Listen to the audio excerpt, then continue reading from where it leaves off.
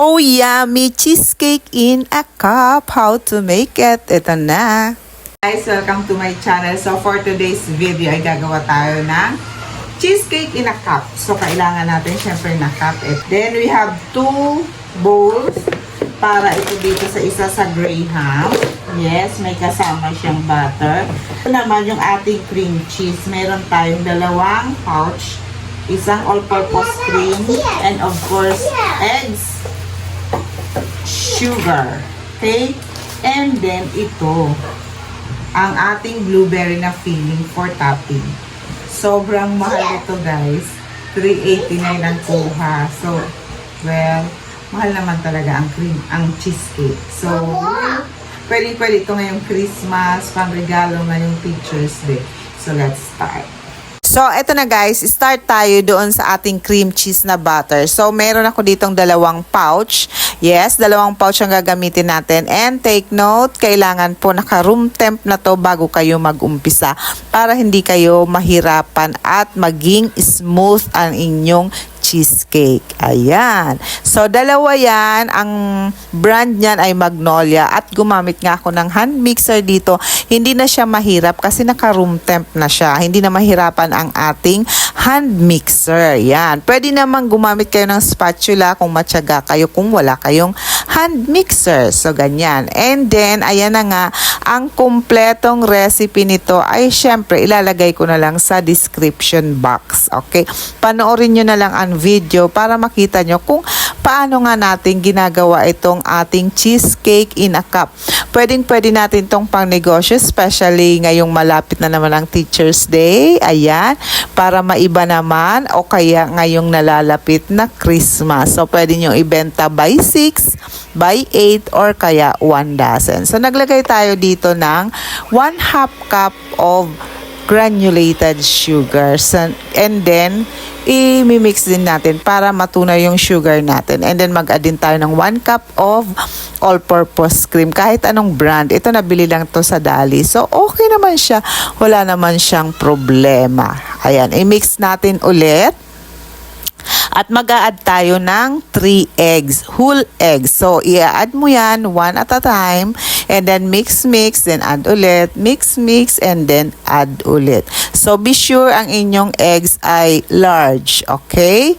So, ganyan nga. And then, maglagay din tayo ng vanilla. Mga 1 teaspoon of vanilla, syempre. So, maglalagay din dyan ako ng pinch of salt kung hindi nyo nasundan. Ayan, ito na nga. Yung pinch of salt. So, diba? So, i-mix na natin by spatula. So, okay na yan. Hindi na tayo gagamit ng mixer. At yan, set aside natin kasi gagawin na natin yung base. So, para makarest naman yung ating cream cheese butter para maalis yung mga bubbles. So, dito, yung isang pouch ng ating yung Graham, sinukat ko siya almost 2.5 cup. Pero, kung isang pouch lang ang gagamitin mo, 1/2 cup of butter is enough. Since ang gagamitin nga natin is 2 pouches, ayan, 2 ang ginamit ko dyan. Di ko na sinukat. So, ayan, sa 2, gagamit kayo ng 1 cup of butter. So, ayan, 1 cup of butter, itunaw nyo lang. Siyempre, tununaw ko yan. And then, naglagay lang ko about 2 tablespoon of sugar. Or pwede nyo na itong i-omit kung ayaw nyo ng matamis. And then, ihalo nyo na paunti-unti itong melted butter. So, any kind of butter is pwede. Any brand. So, walang problema po yan. Nasa sa inyo na po yan. Kung gusto nyong gumamit ng mga premium ingredients. O, diba? So, eto na. Pag itong ating Graham, ginawa mong ball, parang bumubuo na siya, then it's enough. So, ayan, gumamit ako dito ng 1 tablespoon of Graham at saka itong liner na ang tawag dyan silag transparent. Yan. Kasi mas maganda para kita ang layering ng ating cheesecake. So, ayan nga.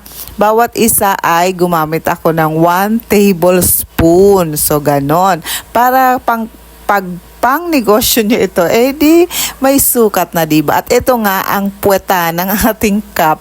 Siya namang aking ipe-press natin sa ating graham. O, di ba? So, no need na, hindi ko na siya nilagay sa ref or kaya binake ng ahead of time. No need na, isinabay ko na siyang lagyan ng ating cream cheese butter. Yung ginawa natin kanina. Pero tapusin natin muna itong isa dahil dalawang tray or 24 pieces ang kasya sa isang salangan. O, di ba? So, ito na nga, 1/4 din ulit ang gagamitin kong cup pero hindi siya masyadong puno. Parang lumalabas na 1/8 lang kasi aapaw na pag 1/4 cup na ang nilagay nyong butter. So, in every cup, we have 1/8 ng cream cheese butter. So, ganyan. Ayan. Naka-preheat na po ang ating oven ha. 320 or yung mababa lang na temp ang gagamitin nyo. Huwag nyong gagamitin yung pang ating cupcake na regular ha. Mas mababa doon. So, ito na yung resulta. Nakita nyo, ang kinis. Diba? Walang kabubbles-bubbles at walang crack. Oh, ganun kasi mahina dapat ang apoy, mga 300 degrees Fahrenheit lang at nakita yung layering na yan. Oh, bongga. Mga 20 minutes lang po, ha? 20 minutes lang, 300 Fahrenheit. At ito na ngang DLA, ang ilalagay nating topping na over naman sa mahal. Almost 400 na, pero masarap naman yan, guys, kasi DLA. So, ito na, nakita nyo. So, dito sa recipe na ginawa ko, ay nakagawa ako ng mga 3 dozens nitong cheesecake in a cup. So, ayan, ilalagay natin dyan kung magkano nga ba pwede natin siyang ibenta.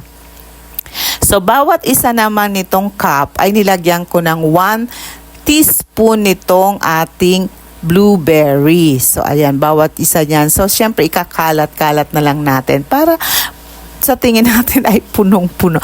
Pero sa ginawa ko nga itong 3 dozen, sakto lang itong isang lata ng DLA. May sobra yata na 3 piraso pa, parang ganun.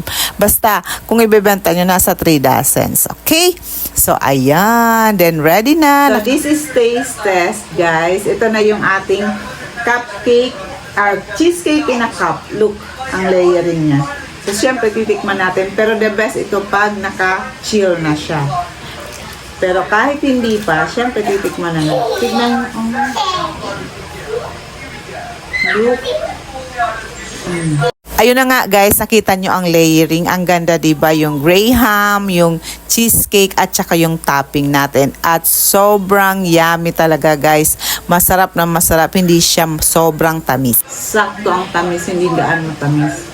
So ano pang inaantay nyo? Gumawa na rin kayo nito para sa inyo lang o kaya pang benta nyo. Sobrang daling gawin, very easy at sobrang sarap. Hindi talaga kayo mapapahiya. So ayan guys, thank you so much for watching at sana nagustuhan nyo. Bye! So what you see is what you taste. Really, really delicious. Kaya ano pang gagawin nyo? Gumawa na kayo at thank you so much. Kung di ka pa nakapag-subscribe, please subscribe, palike na rin. Ayan, maraming salamat. See you again. Bye!